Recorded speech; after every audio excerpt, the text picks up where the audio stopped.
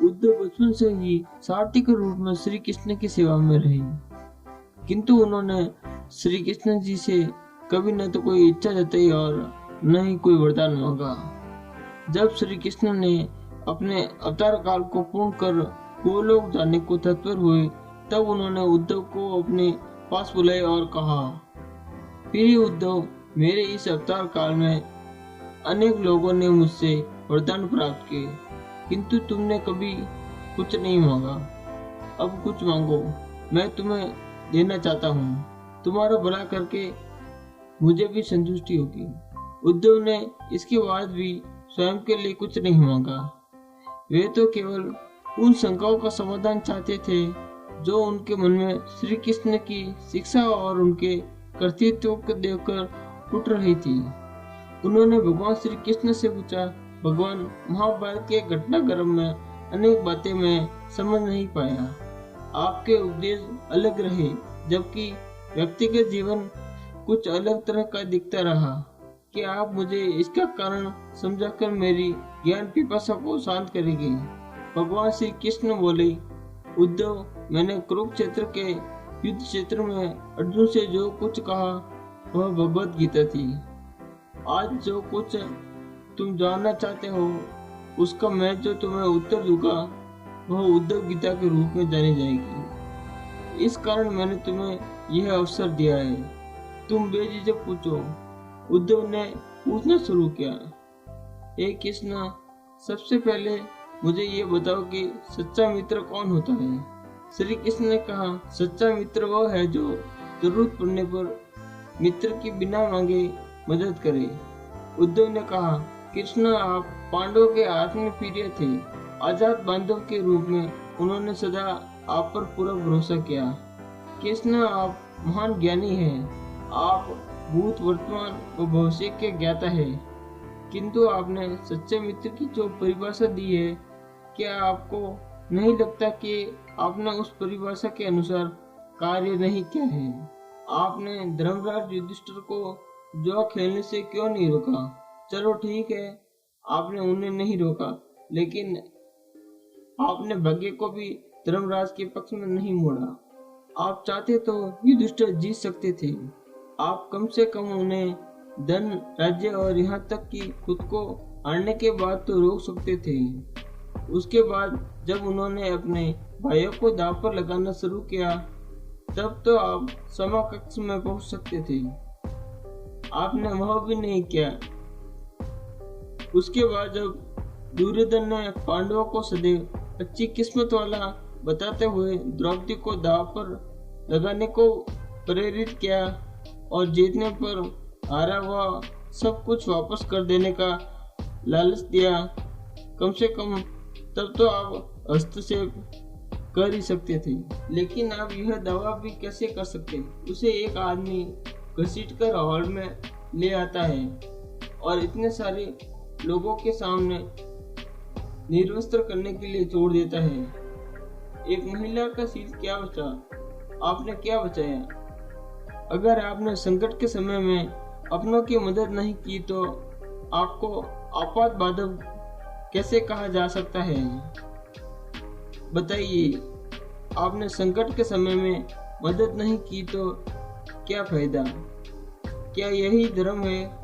इन प्रश्नों को पूछते हुए उद्धव का गला रुक गया और उनकी आंखों से आंसू बहने लगे। ये अकेले उद्धव की प्रश्न नहीं है। महाभारत पढ़ते समय हर एक मनोमस्तिष्क में ये सवाल उठते हैं। उद्धव ने हम लोगों की ओर से ही भगवान श्री कृष्ण से उक्त प्रश्न किए। भगवान श्री कृष्ण मुस्कुराते हुए बोले, प्रिय उद्धव, यह सृष्टि का नियम है कि विवेकवान ही जीतता है। उस समय दुर्योधन के पास विवेक था, धर्मराज के पास नहीं। यही कारण रहा कि उद्धव को हैरान परेशान देखकर भगवान श्री कृष्ण आगे बोले, दुर्योधन के पास जुआ खेलने के लिए पैसा और धन तो बहुत था, लेकिन उसे पशुओं का खेल खेलना नहीं आता था। इसलिए उसने अपने मामा शकुनी का द्वैत क्रीड़ा के लिए उपयोग किया। यही विवेक है। धर्मराज भी इस प्रकार सोच सकते थे और अपने सचेरे भाई से पेशकश कर सकते थे। धर्मराज भी इसी प्रकार से सोच सकते थे और अपने सचेरे भाई से पेशकश कर सकते थे, उनकी तरफ से मैं खेलूंगा। जरा विचार करो कि अगर शकुनी और मैं खेलते तो कौन जीतता? पासे के अंक उसके अनुसार आते या मेरे अनुसार? चलो इस बात को जाने दो, उन्होंने मुझे खेल में शामिल नहीं किया, इस बात के लिए उन्हें माफ किया जा सकता है, लेकिन उन्होंने विवेक शून्यता से एक और बड़ी गलती की, और वह यह कि उन्होंने मुझसे प्रार्थना की कि मैं तब तक सभा कक्ष में न आऊं जब तक कि मुझे बुलाया न जाए, क्योंकि वे अपने दुर्भाग्य से खेल मुझसे छुपकर खेलना चाहते थे। वे नहीं चाहते थे कि मुझे मालूम पड़े कि वे जुआ खेल रहे हैं। इस प्रकार उन्होंने मुझे अपनी प्रार्थना से बांध दिया। मुझे सभा कक्ष में आने की अनुमति नहीं थी। इसके बाद भी मैं कक्ष के बाहर इंतजार कर रहा था कि कब कोई मुझे बुलाता है। भीम, अर्जुन, नकुल और सहदेव सब मुझे भूल गए, बस अपने भाग्य और दुर्योधन को कोसते रहे। अपने भाई के आदेश पर सब दुशासन द्रौपदी को बाल पकड़कर घसीटता हुआ सभा कक्ष में लाया। द्रौपदी अपनी सामर्थ्य के अनुसार जूझती रही, तब भी उसने मुझे नहीं पुकारा। उसकी बुद्धि तब जागृत हुई जब दुशासन ने उसे निर्वस्त्र करना प्रारंभ किया। जब उसे स्वयं पर निर्भरता छोड़कर हरि हरि अभ्यम कृष्ण अभ्यम की गुहार लगाई, तब मुझे उसके शील की रक्षा का अवसर मिला। जैसे ही मुझे पुकारा गया, मैं अविलंब पहुंच गया।